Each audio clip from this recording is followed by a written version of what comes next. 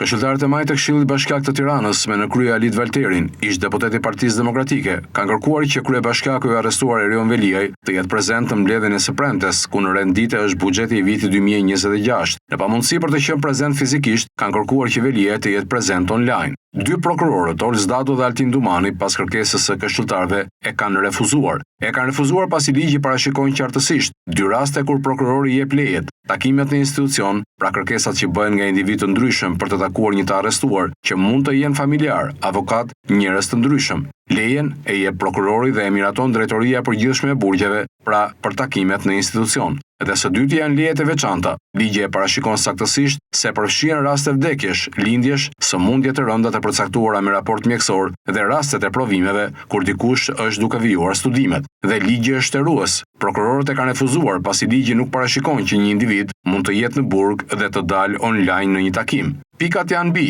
Prandaj, prokurorët kanë refuzuar kërkesën e këshilltarëve socialist të iniciuar nga Alit Valteri, që Erion Veliaj të ishte prezent për të diskutuar për buxhetin. Megjithse, duket absurde kur Veliaj prej shumë muajsh nuk është në detyrë dhe do të ishte thjesht për të lexuar një raport apo për të bërë show.